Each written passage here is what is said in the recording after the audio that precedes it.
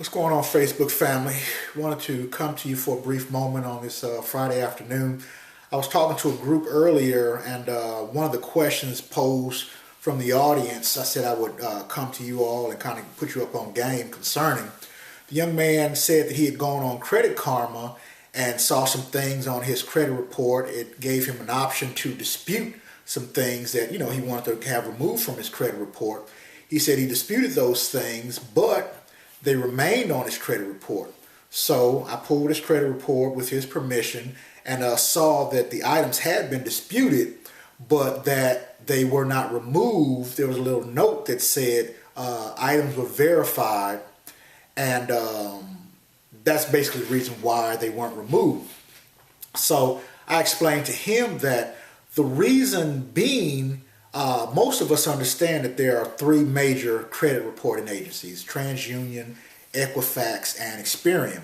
But what a lot of people don't know, there are 100 other secondary bureaus, information gathering bureaus, and they'll gather information concerning medical bills, they'll gather information concerning collections, judgments, liens, taxes. They gather information concerning rental history, whether you've had an eviction, convictions, and all sorts of information just gathered.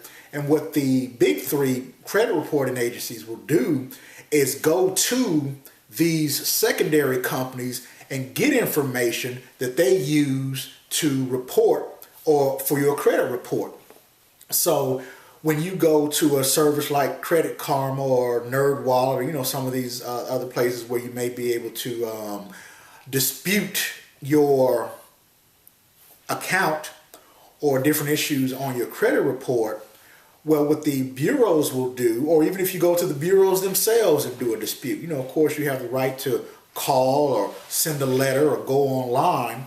But if you go to them and dispute an item and they find that it's accurate or verifiable, then they don't have to remove that. The Fair Credit Reporting Act only says that they have to remove by law those things that are inaccurate or unverifiable. So if it's accurate or verifiable, they don't have to remove it.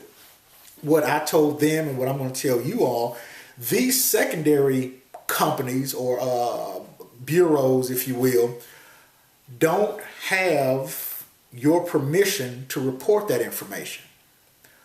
But unless you opt out or freeze your information from coming from these companies, the bureaus can go to them, get that information. It's public information. It's out there.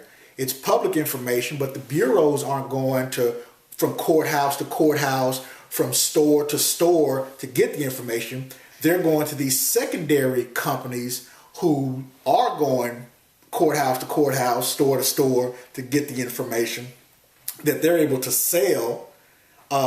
That's how they make their money. And of course, the credit reporting agencies make their monies from lenders or anybody who's looking to find out whether you're credit worthy, So if you opt out or freeze your account with these secondary companies that you never gave authority to share your information with in the first place, it just so happens that that information is public information, so they don't necessarily have to have your permission to give it. But if you opt out or freeze those things, then they have to take you out of their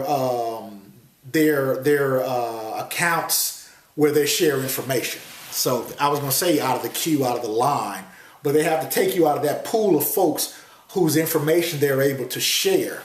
So what I'm encouraging you to do, if you find things on your credit report that are inaccurate or that you believe should be removed for whatever reason, then your best bet is to contact these secondary bureaus.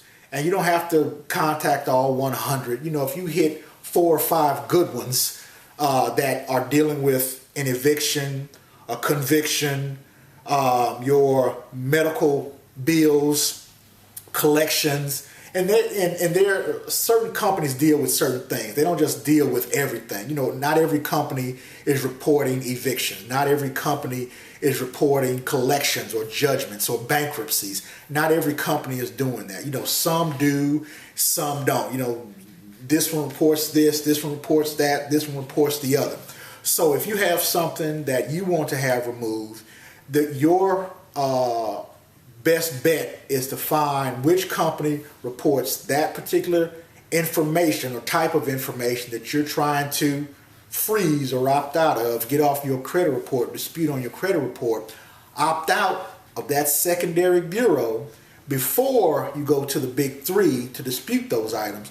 And you'll find that more often than not, those things, because they won't be able to verify it because they don't have access to these companies, or they don't have access to your information through these companies, they won't be able to verify it, and they only have 30 to 45 days. I think, of course, with the pandemic, they've been given more time, so 60 days. It may take 60 days, whereas before it was 30, 45 days. But in either event, if they are unable to verify that information, they must remove it by law.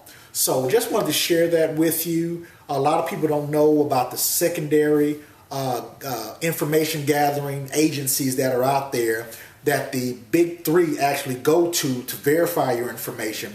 But if you opt out of those companies sharing your information, now all of a sudden you've crippled the big three from gathering your information or reporting your information, and you can get those things removed from your credit report. So